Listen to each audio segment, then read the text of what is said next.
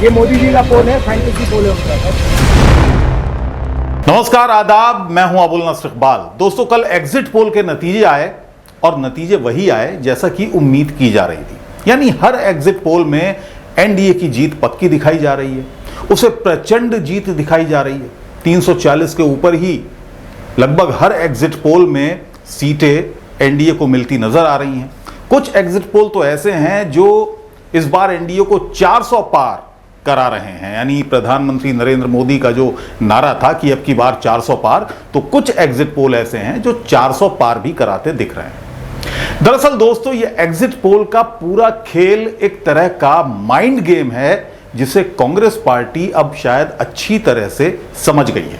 और इसीलिए कांग्रेस पार्टी ने, राहुल गांधी ने अपने कार्यकर्ताओं से अपील की है कि वो हौसला बनाए रखें। इसका नाम एग्जिट पोल नहीं है, इसका नाम मोदी मीडिया पोल है। ये मोदी जी का पोल है, फैंटेसी पोल है उनका। सर, कितनी सीटें आ रही हैं आपके हिसाब से?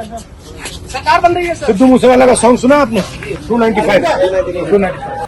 बिल्कुल इस बात से चिंतित ना हो कि एग्जिट पोल क्या आए हैं। ये 2 दिन तक जो माइंड गेम है, ये बीजेपी का माइंड गेम है, उसमें वो ना फंसें।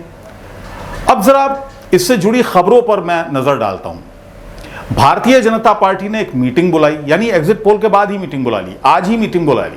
100 दिनों के रोड मैप की तैयारी के लिए यह मीटिंग बुलाई गई है। यानी अभी सरकार बनी नहीं है, एक्चुअल नतीजे आए नहीं हैं और भारतीय जनता पार्टी, प्रधानमंत्री ये मानकर चल रहे हैं कि सरकार उनकी बन रही है। आगे 100 दिन क्या करना है, अब उस रोड मैप के लिए भी प्रधानमंत्री ने मीटिंग बुला ली है।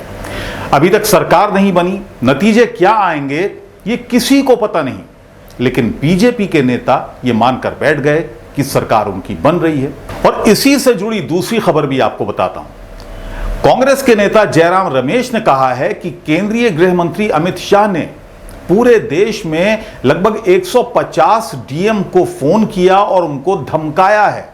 आप जरा ये ट्वीट देखिए जिसमें उन्होंने कहा है कि इस तरह से डीएम को फोन करना, क्योंकि डीएम जो होता है चुनावों का रिटर्निंग ऑफिसर भी होता है एक केंद्रीय गृह मंत्री का, बल्कि उन्होंने तो निवर्तमान लिखा है कि निवर्तमान गृह मंत्री का डीएम्स को फोन करना और उनको धमकाना बेशर्मी है।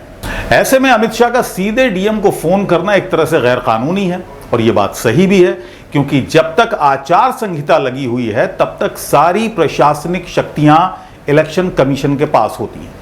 ऐसे में केंद्रीय गृह मंत्री का सीधा जिला कलेक्टरों को फोन करना बहुत सारे सवाल दोस्तों पैदा कर रहा है।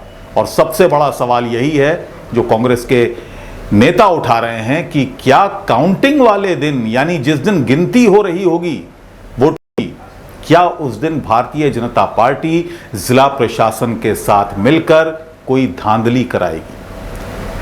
क्या कम मार्जिन से जो जीत इंडिया गठबंधन के कैंडिडेट्स को अगर मिल रही होगी तो क्या जिला प्रशासन की मदद से भारतीय जनता पार्टी उन कैंडिडेट्स को, उन इंडिया गठबंधन के कैंडिडेट्स को हरवाने का काम करेगी? यही वजह है कि कांग्रेस के नेता, खासतौर से राहुल गांधी, बार बार यही कह रहे हैं कि अपने कार्यकर्ताओं से कि वो हौसला बनाए रखें, ईवीएम मशीन्स के ऊपर नजर रखें, काउंटिंग वाले दिन पूरी तरह से मुस्तैदी दिखाएं। दोस्तों, पहली नजर में कांग्रेस की ये चिंता सही भी लग रही है, क्योंकि अगर आप क्रोनोलॉजी देखें तो पहले एग्जिट पोल आता है। एग्जिट पोल में बीजेपी के प्रचंड बहुमत का अनुमान लगाया जाता है। उसके बाद जयराम रमेश के अनुसार केंद्रीय गृह मंत्री डीएम्स को फोन करते हैं, 150 डीएम्स को फोन करते हैं।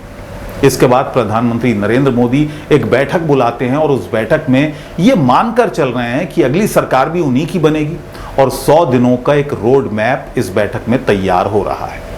इसके अलावा एग्जिट पोल के बाद एक जश्न का माहौल पूरे देश में आप देख ही रहे होंगे टेलीविजन चैनल्स पर।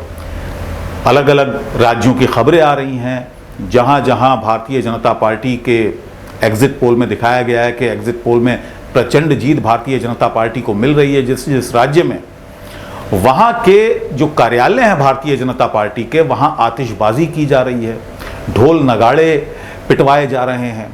तो भारतीय जनता पार्टी ने एक ये माहौल बनाने की कोशिश की है कि जिससे पूरे देश को ये लगे कि हां, भारतीय जनता पार्टी को कोई रोकने वाला नहीं है।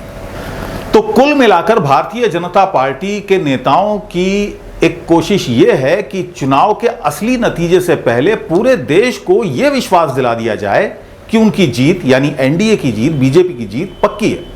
और वोटों की गिनती के बीच अगर विपक्ष धांधली के आरोप लगाए तो देश की जनता उन आरोपों को गंभीरता से ना ले। और जो आंकड़े एग्जिट पोल में बीजेपी की जीत के दिखाए गए हैं, जनता वही जहन में रखे और उन्हीं आंकड़ों को असली आंकड़े मानकर खामोश बैठी रहे, कोई रिएक्ट ना करे। दोस्तों, भारतीय जनता पार्टी के नेताओं का अगर यही मंसूबा है, जो कि कांग्रेस पार्टी की सबसे बड़ी चिंता है, तो ये देश के लिए खतरनाक है, देश के लोकतंत्र के लिए खतरनाक है और देश की जनता यानी आपके और हमारे लिए बेहद खतरनाक होने वाला है। नमस्कार।